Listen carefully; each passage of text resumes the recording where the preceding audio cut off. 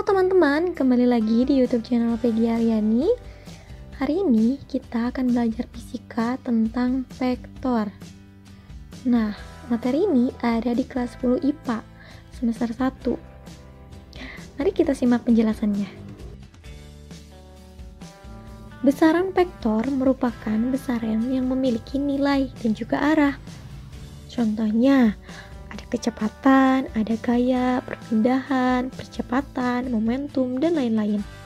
Nah, ini semua memiliki nilai dan juga arah. Arahnya bisa ke kanan, ke kiri, ke atas, ke bawah. Kemudian ada besaran skalar. Nah, besaran skalar ini adalah besaran yang hanya memiliki nilai, tidak memiliki arah. Contohnya, panjang, massa, luas, volume, dan lain-lain. Selanjutnya, cara menggambarkan vektor. Nah, vektor ini digambarkan dengan sebuah anak panah, di mana arah anak panah menunjukkan arah vektor, dan panjang anak panah menunjukkan besar vektor. Contoh, kita mempunyai sebuah vektor A yang arahnya ke kanan dengan nilai 25 Newton. Dan kita juga mempunyai vektor B yang arahnya ke kiri dengan nilai 15 Newton. Dari gambar tersebut dapat kita simpulkan bahwa vektor A yang memiliki nilai lebih besar digambarkan lebih panjang dibandingkan dengan vektor B yang memiliki nilai lebih kecil. Dan untuk vektor A, dia arahnya ke kanan, sehingga panahnya juga ke kanan. Untuk vektor B, dia arahnya ke kiri, sehingga panahnya juga ke kiri. Oke, sampai di sini paham ya cara menggambarkan vektor? Selanjutnya, kita akan membahas notasi vektor. Nah, penulisan simbol atau lambang vektor dapat dilakukan dengan dua cara. Cara pertama, disimbolkan dengan dua huruf besar atau dengan satu huruf namun di atasnya diberi tanda anak panah. Contoh, di sini ada vektor perpindahan A ke B. Sehingga dapat kita tulis A, B dengan huruf kapital atau A. Tapi di atasnya kita tambahkan tanda panah. Tanda panah ini menunjukkan dia adalah vektor. Oke, selanjutnya cara yang kedua, disimbolkan dengan dua huruf besar atau dengan satu huruf yang dicetak tebal. Contoh, vektor perpindahan A ke B dapat ditulis dengan A, B, atau A dengan tulisan kapital dan dicetak tebal.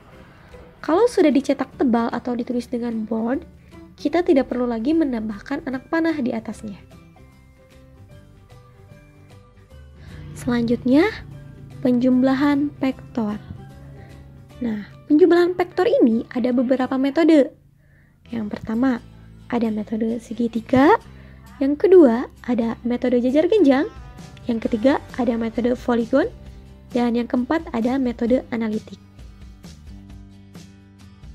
Oke, selanjutnya kita akan membahas satu persatu dari metode penjumlahan vektor. Untuk metode pertama yaitu metode segitiga. Kata kunci dari metode segitiga ini adalah ujung ketemu pangkal. Maksudnya gimana sih ujung ketemu pangkal ini? Oke, langsung ke contoh aja ya biar paham. Di sini kita mempunyai vektor A yang arahnya ke kanan, lurus. Dan mempunyai vektor B, arahnya ke atas, sedikit miring. Kemudian, tentukan resultan A plus B dan tentukan resultan A min B. Untuk penyelesaiannya, kita selesaikan soal yang pertama yaitu A plus B. Karena yang pertama ditulis adalah A, maka kita gambarkan kembali vektor A. Vektor A ini arahnya ke kanan, lurus. Kemudian plus B. Untuk menggambarkan vektor B ini, kita gunakan kata kunci dari metode segitiga, yaitu ujung ketemu pangkal. Ujungnya ini adalah panah dari A. Nah, panah A ini dinamakan dengan ujung. Dan pangkal ini adalah titik awal menggambar garis B. Oke, kita gambarkan ya yang vektor B arahnya ke atas. Kalau sudah kita gambarkan seperti ini, untuk resultannya bagaimana? Untuk resultannya, kita tinggal tarik garis dari titik awal, yaitu dari pangkal awal A, menuju titik akhir. Titik akhirnya yaitu ujung panah B.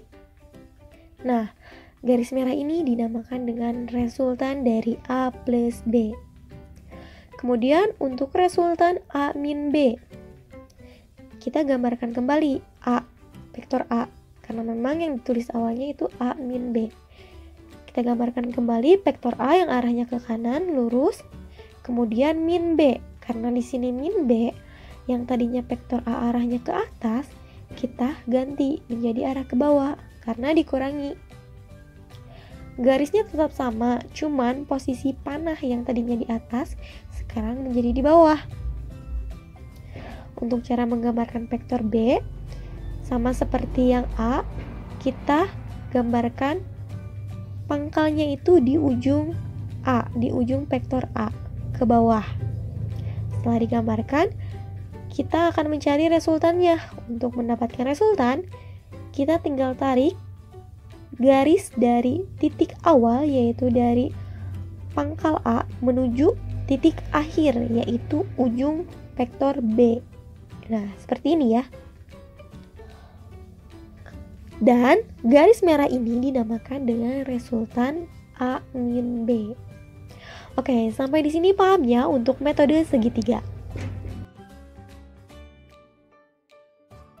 Oke, selanjutnya kita akan menggambarkan metode jajar genjang.